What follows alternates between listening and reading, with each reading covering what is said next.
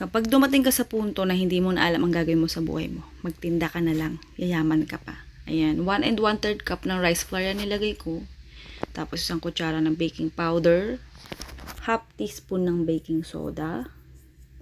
Next naman, naglagay naman ako ng 1/4 cup ng muscovado sugar. Kung wala kang muscovado, pwede kang maglagay ng brown sugar. O kaya puting asukal, pwede na yun, oo. Isang kutsara ng mantika para mas malambot yung texture. 2 piraso ng itlog, small size. Pero kahit anong size pwede.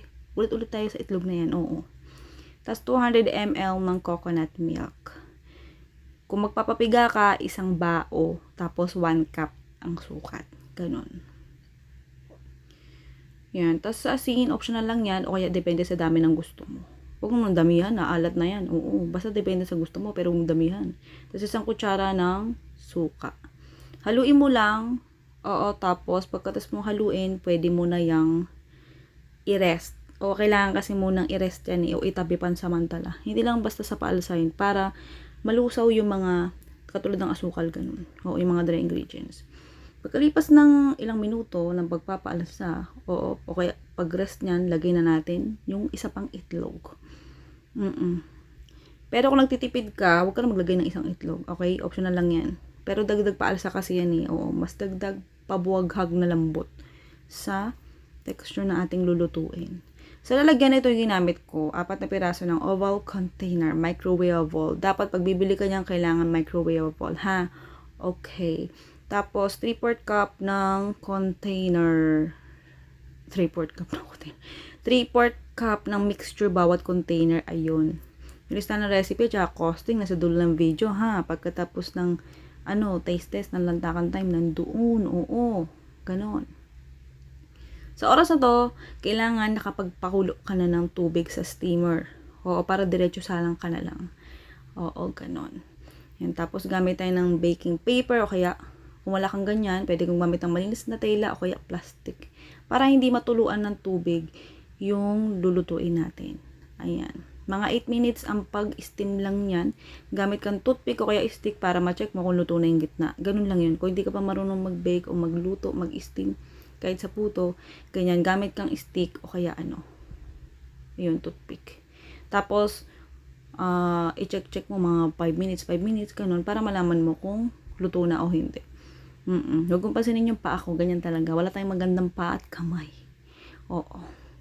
Okay, pagkatapos nyan, dito naman tayo sa isang mixture. Yung toppings natin, 24 gram ng leche flan, chili powder.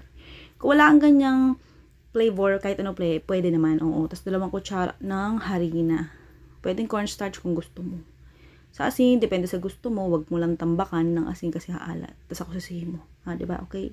Tapos 360 ml ng evaporated milk.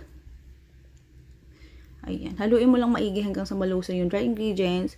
Kapag okay na, tsaka mo ilagay lahat ng evap. Ganun. Para hindi ka na mahirapang lusawin yung mga dry ingredients. Kaya ganun. Tapos lagay natin yung 3 piraso ng small egg. Hindi na akong papaliwanag sa itlog. Bahala ka na sa itlog mo. Ayan. 390 grams ng buko pandan jelly. Buko pandan jelly. Mukha na jelly tayo. Oo. Buko pandan. Oo. Condensed milk. Pero kung ayaw mo ng ganyang flavor, pwede kong gamit ibang flavor, okay? Pagka nasimot mo na yung lata, ayan, haluin mong maigi yan. Tapos siguraduhin mong nalusa mong maigi o nadurog mong maigi yung itlog. Pwede mo salain yan kung gusto mo. Hinati ko yan sa 2. Pero yung costing nating pang buo, okay? Kalahati lang ang ilalagay natin na pang topping sa 4 na servings nung niluto natin kaninang rice cake, okay? Ulitin ko. Okay na yun. Kapag ayan, lumapot na ang texture, isalin mo agad-agad dyan sa bawat container para pang toppings. Kasi sobrang bilis niyang mamuo. Oo, mahihirapan ka katulad niya, nakikita niyo, diba? Okay lang yan kahit hindi perfecto yung itsura niya, kahit ganyan mukhang pangit. Kasi, ayan, lalagyan mo naman siya ng toppings na grated cheese. Matatakpan naman siya. Tapos, lagyan din natin ng sliced almond. Depende sa dami ng gusto mo, pero ang sarap niyan. Bumagay talaga yung lasa ng cheese tsaka yung sliced almond dito sa rice cake na niluto natin. Tsaka yung nabubusan na ako ng laway. Naiipunan na pala. Ayan, tsaka yung custard mixture natin. Ang sarap. Bumagay talaga lahat ng lasa niya.